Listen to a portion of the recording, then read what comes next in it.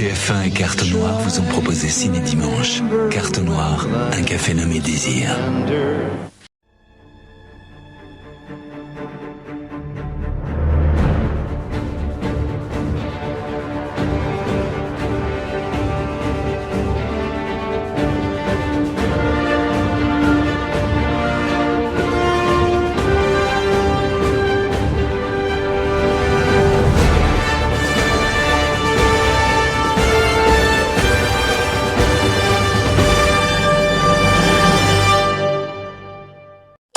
Cast off.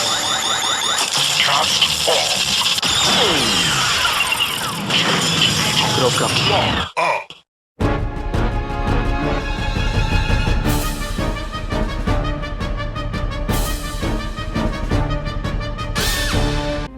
Bon, aujourd'hui c'est Big One, donc là ce coup-ci on va faire sur Civil War, hein, évidemment, ça je l'attends avec beaucoup d'impatience, celui-là.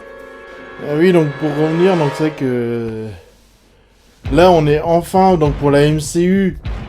Je vous laisse revoir ma critique sur Avengers 2 et les autres trucs que j'ai fait, même celui du premier, même celui du Soldat de l'hiver d'ailleurs, même si c'est une de mes premières critiques qui était toute moche et tout. Je verrai si je ferai un remake entre guillemets de critique là. Donc là on est à la phase premier film de la phase 3 de la MCU qui va finir donc normalement c'est Avengers Infinity War part 1 et part 2. Donc je vais pas revenir sur les films précédents hein, de toute façon voilà. Je vais juste dire pour l'histoire, c'est juste que ça suit. Faut quand même beaucoup regarder donc l'univers, ça fait évidemment vachement référence, quand même Avengers 2 parce que c'est vachement important pour certaines choses. Et quand même Ant-Man d'une certaine manière, hein, voilà. Donc l'histoire donc qui suit quand même beaucoup Avengers 2 et le Soldat de l'hiver, c'est que en fait on a mais d'abord je vais quand même juste revenir que Civil War, donc c'est une série de comics qui y en a 7, enfin il y a 6 tomes plus un prélude. Voilà, et que en fait c'était en gros il y avait une tragédie dans une école ou pour une télé-réalité, hein, voilà. Parce que c'est Mark Millar qui est un anglais mais qui fait des trucs comme ça, hein, voilà. Donc c'est donc en gros il détruit une école et il y a le gouvernement qui veut mettre en place un truc qui veut contrôler les super-héros. Donc d'un côté on a Iron Man qui suit quand même le gouvernement, et t'as Captain America qui est contre. Voilà. Ça c'est pour l'histoire générale. Je vais pas dire parce qu'il y a quand même. Bon, comme vous voyez, moi j'ai le 5e tome qu'il faut que je lise bientôt, d'ailleurs.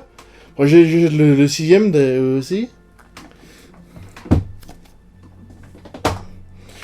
Mais c'est quand même des excellents comics. Bon, on a encore la vieille traduction où t'as... Là, le problème, c'est qu'il y a des tonnes de super-héros, il y a des tonnes d'histoires parallèles et tout, c'est gigantesque.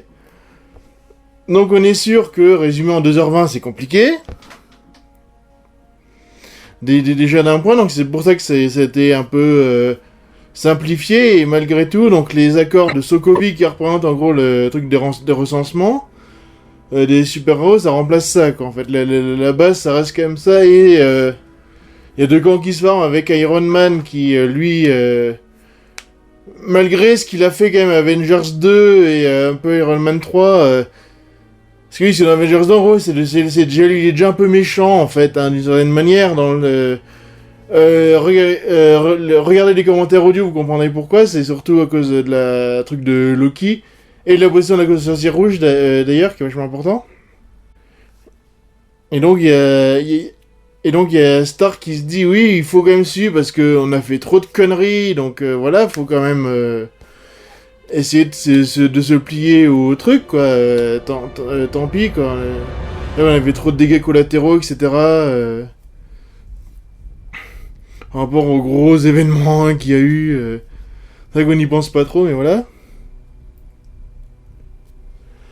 Alors que Cap, lui, dit quand même non, faudrait mieux pas le faire parce que si on le fait, des fois on arriverait trop tard et donc il y aurait encore peut-être plus de morts que d'habitude, quoi. Donc voilà. Et ensuite, en plus, il y a Bucky qui a un peu le retour. Voilà. Donc justement, niveau personnage, donc on a Captain America qui est encore joué par... Ah, pardon, ouais. Là, je vais te dire, donc les réalisateurs, c'est encore les frères Rousseau qui réalisent. Donc ils ont déjà fait le deuxième Captain America, pardon, qui était déjà très bon à la base, hein, voilà. Pour les scénarios, c'est ceux qui ont fait les trucs des 3 films en général. Donc c'est vrai qu'il y a quand même une bonne continuité de la chose. Je mettrai les noms en dessous, je verrai bien. Et donc, pour les personnages, donc, évidemment, le héros Captain America... Oui, j'aurais dû mettre un Captain America, mais bon, c'est pas grave. Lui... Donc, en plus, il y a Bucky qui est dans les pattes, parce que... il y a une sorte de complot qui est ourdi par le méchant, j'en parlerai un peu plus tard. Ouais, qui lui veut quand même bien suivre... Enfin, ne pas suivre les directives des accords de Sokovie, parce que... ça serait pas juste en fin de compte.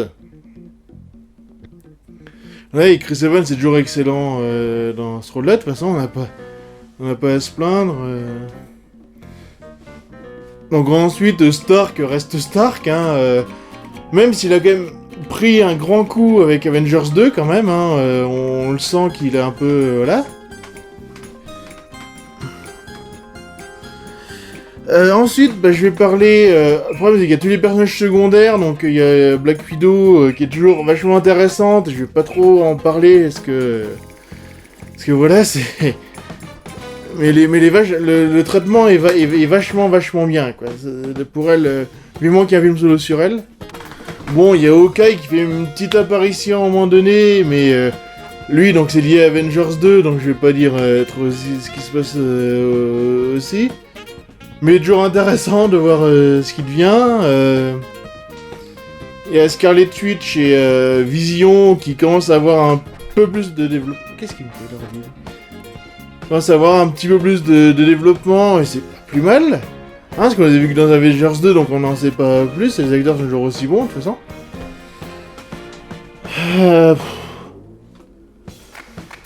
Ant-Man, j'en parlerai plus tard parce que ça va un peu spoiler, donc je vais pas en dire plus. Spidey, il est quand même excellent malgré le costume qui a des fois un peu machin, mais sinon le reste il est quand même vraiment excellent. Et vu que je suis un grand fan de Spider-Man, là j'étais content. Alors, en nouveau justement, il y a Black Panther. Alors lui, le personnage, il est... même s'il est un peu trop, des fois, vengeur, justement, parce qu'il va faire partie des Avengers, hein, il a quand même... ouais, je le connais pas beaucoup, et je sais justement qu'il a intervenu dans les Avengers Ultimate 2, hein, qui est un très bon truc quand même, hein, ça, il faut l'avouer. Il est aussi dans les séries animées, etc., hein, mais bon, ça, voilà. Mais c'est un personnage qui est hyper intéressant, il a une bonne personnalité quand même. Son costume il est génial. Parce que justement, le fait... C'est vrai qu'il est remis d'ailleurs dans le film qui disent que nous, c'est eux le Wakanda qui ont des mines de vibranium, hein, en fait. Et le Wakanda il y a un pays vachement africain, vachement amélioré en termes de technologie et tout, quoi. C'est pas des... et niveau scientifique aussi, quoi. Donc c'est pas des glandus, on va dire ça comme ça. Et enfin, donc on va parler de Baron Zemo, qui est joué par Daniel Brühl, qui est allemand. Et alors, malgré tout, je connaissais le look qu'il avait dans les comics, etc., qui a un look assez sympa d'ailleurs. Je dis, ah tiens, c'est marrant qu'ils le font, alors est-ce qu'ils vont garder le look? Et en fin de compte, non. Bon, tant pis. Ils auraient dû soit le garder dans les flashbacks. Ils auraient peut-être dû le garder dans les flashbacks, qui aurait été intéressant, ou peut-être qu'ils le gardent pour plus tard, quoi, c'est pour ça. Parce que là, il est pas vraiment en tant que, Baron Zemo, il est juste en Helmut Zemo, quoi, en fait. Oui, puis au début, donc il y a Crossbone qui fait une petite apparition qui est très sympa d'ailleurs. Donc c'est au Nigeria, la scène est très très cool d'ailleurs. C'est ce qui va tout déclencher en plus. Donc la 3D, j'ai pas vu en 3D donc je vais pas en parler. Les SFX sont quand même très bons, à part des fois. Alors la scène de l'aéroport, elle est géniale. Mais après, il y a le costume de Spidey qui est des fois un peu trop virtuel malheureusement. Et la musique, donc c'est toujours Henry Jackman, donc qui avait déjà... Donc oui, donc qui a déjà fait la musique de celle-là.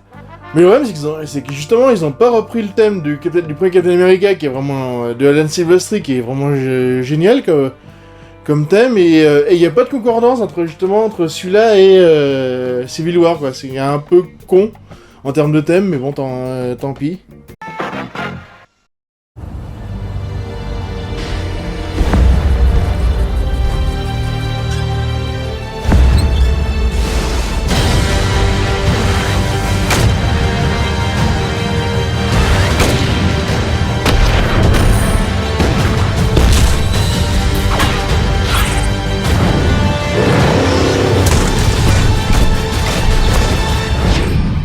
Get your Captain America and Iron Man gear today at Walmart.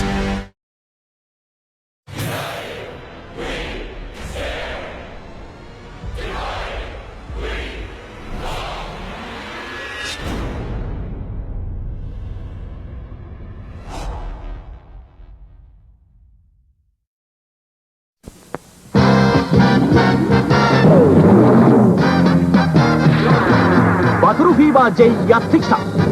コピーのアクション人形でバトルマンの強さの秘密を探り出せ。宙返り、大回転、キック、アクションポーズ、思いのまま。君は新しい技を見つけたか。コピーから手足の動くテレビヒーローシリーズ発売中。コマンドバットもよろしく。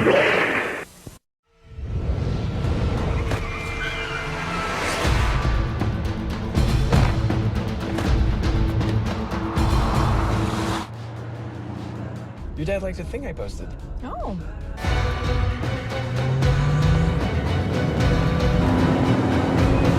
And he unliked it. No.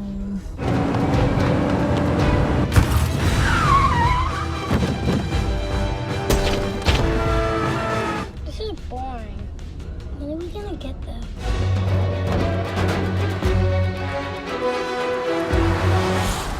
Is this guy crazy? Crazy fast.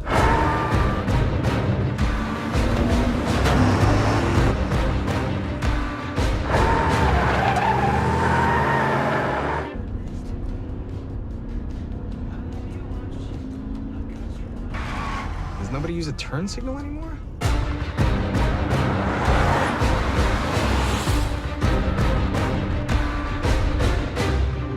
Time to take a shortcut. Boys, that's why I married your mother.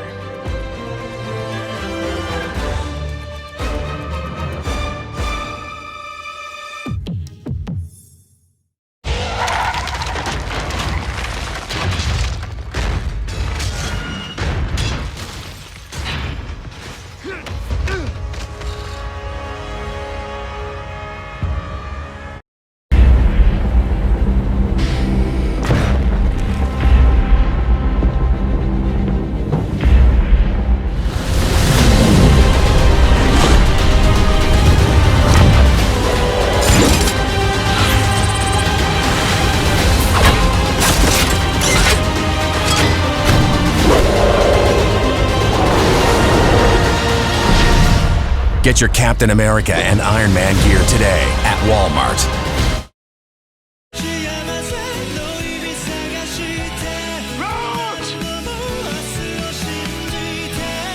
But he's my friend.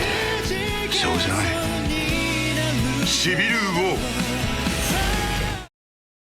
Marvel's Captain America Civil War hero gear. Whose side are you on? What if you had to choose between two sides? Could you? Helmets or masks? A shield that fires back?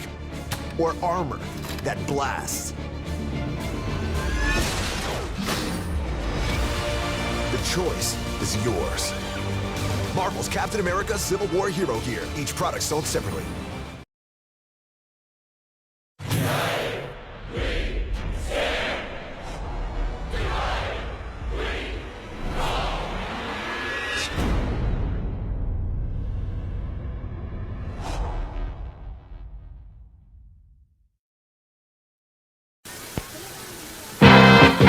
バトルフィーバー。奇策変更剣、パンチ発射。バトルシャーク登場。これがバトルシャークの秘密だ。連射カタパルト、武器庫オープン。魚雷発射。オープンシャーク。バトルシャーク発進。超合金バトルフィーバーとギャラクスバトルシャーク、コピーより共同発売中。Say cheese. Stop stringing this out. Don't get your cheese in a twist. Jeez Louise. Choose Marvel's Captain America Civil War cheese strings and get 2 free Topps Hero Attacks trading cards inside special bags. Round 2. Legendary. Choose sides. Choose Marvel's Captain America Civil War cheese strings.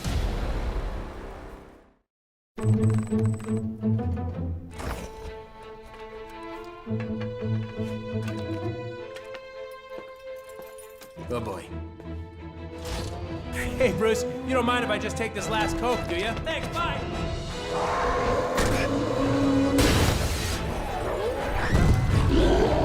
Oh, you do mind. Sorry! Kind of. Hey, mini-can coming through! Dead end. Not awesome. Okay. Wow, so angry.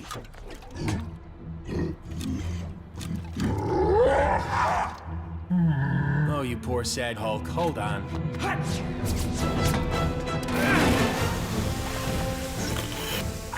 Wow, you have the greenest eyes.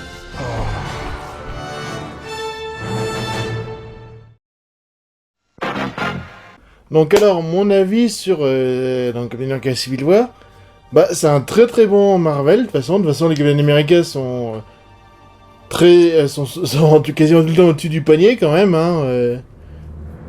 Niveau scénar et tout, parce que c'est vachement bien fait. Bon, ok, ça se détache un tout petit peu du Civil War comics, mais c'est pas grave en soi, parce qu'ils ont gardé quand même le truc d'origine, même si c'est pas identifié en tant que super-héros, c'est plus super-héros contrôlés par l'État et les autres pas. Donc ensuite, comme je l'ai dit, Spider-Man, Ant-Man et puis Black Panther, ils sont très cool, ça c'est... Enfin déjà, c'est vrai que j'avais beaucoup aimé le film Ant-Man, mais là, même si on le voit pas beaucoup, hein, voilà. Mais on se demande... En fait, je me suis demandé si en fait, le Civil War serait pas en fait toute la phase 3 en fait. Et bah ça, et pas que... alors c'est nommé Captain America Civil War, les gens, c'est le premier film. Parce que vu ce qu'il va lancer dans... je vais pas spoiler de toute façon. Mais vu ce qu'il vu ce qui se passe dans ce truc-là, est-ce que pour les autres...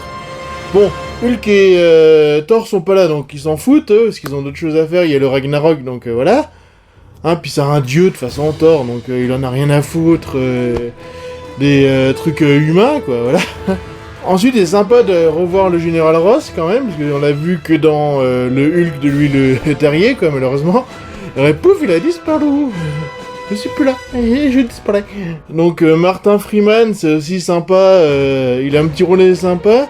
Alors ça serait drôle qu'il rencontre Doctor Strange, justement, qui est joué par Benedict Cumberbatch, parce que ce sera en gros la troisième fois qu'ils se verront avec Sherlock et le Hobbit, hein, voilà. Ça serait marrant. Une manière, hein, après, voilà. Donc ensuite, ouais, donc pour... Alors ce qui est marrant, c'est qu'il y a une scène, alors je mettrai peut-être l'image et tout, il y a une scène où, donc, t'as Captain... Enfin, genre dans la scène de l'aéroport, où t'as Captain America qui demande d'où il est, enfin, d'où vient Spider-Man. Donc, lui répond, le Queens, et Cap répond Brooklyn. Qui est aussi une évocation, donc... il y a beaucoup de références au premier film, en fait. Donc, au premier film Captain America, où t'as... justement, le professeur, je sais plus le nom, qui est joué par Stanley Tucci, qui lui donne le sérum, justement, il vient aussi du Queens, quoi. Ça, c'est... Et justement, ils disent quasiment les mêmes textes, quoi. C'est ça qui est marrant. Comme aussi je ferai ça toute la journée, qui est une référence à Jean Captain America, où il est... encore tout malingre et tout, et il dit je ferai pas toute la journée, quoi, alors qu'il peut pas, alors que comme il est en Captain America, là maintenant il peut, quoi, il peut le faire, quoi. Ouais, donc ensuite il y a beaucoup de trucs avec Bucky, mais c'est bien, c'est intéressant, parce que vu que Bucky on le voit un tout petit peu dans le 1, beaucoup dans le 2, que ce soit l'hiver, et donc il un peu ça se termine dans le 3, où il change pour ainsi dire de camp, on va dire ça comme ça, quoi. Donc ensuite, donc oui, donc il y a quand même un méchant qui est le baron Zemo, enfin c'est Helmut Zemo, mais bon c'est pas grave, il sera peut-être baron, qui lui en fait, le but c'est qui est marrant, c'est que lui il veut pas détruire en tant que tel les Avengers, enfin si il veut les détruire mais pas frontalement, il veut qu'ils implosent entre eux en fait, donc c'est pour ça c'est vachement bien, l'idée est vachement bien quoi. Alors après, est-ce que ça va avoir un impact sur Agent of S.H.I.E.L.D. Ça, on verra. Hein, parce qu'en France, on a toujours du retard, hein, voilà. Donc, pour en venir au Spider-Man, alors...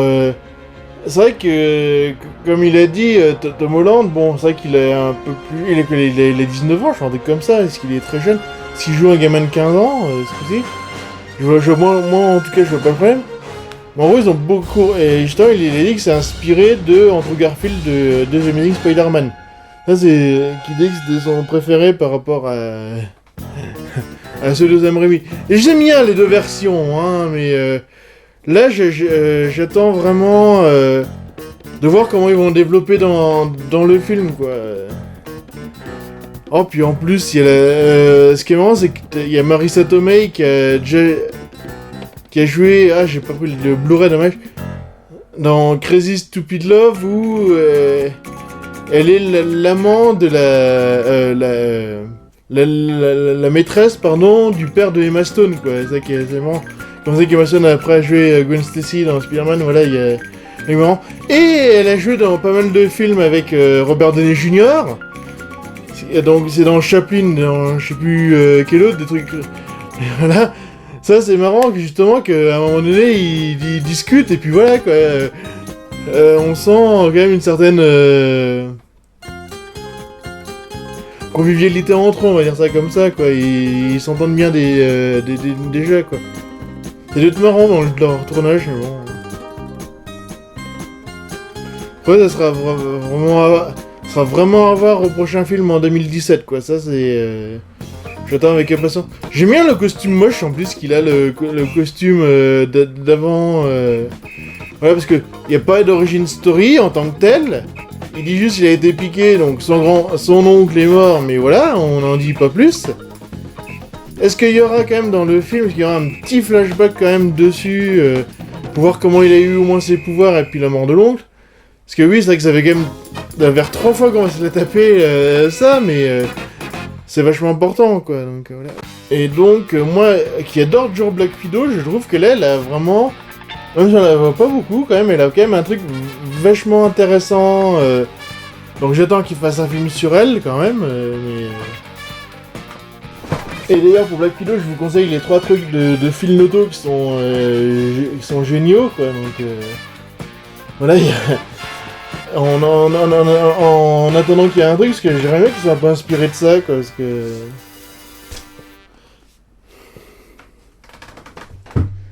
Même si là, on a pu son passé... Elle a un statut assez intéressant dans le film, quand même. Parce que c'est une espionne, machin, hein. On va vous faire un dessin. Et donc, pour Black Panther, j'attends vraiment le film qui va être super, parce que pour l'univers justement du Wakanda, où c'est donc une ville super améliorée, super, oui, ça a super amélioré technologiquement, etc., qui a le vibranium. Est-ce qu'on aura le retour de Ulysse Klaue, justement? Ça serait sympa. Il servait pas grand-chose, Ulysse Klaue d'Avengers 2, à part à lancer justement à teaser le Wakanda, quoi, mais voilà. Parce que comme j'ai dit, le costume, il est génial, la manière de combattre, elle est géniale aussi.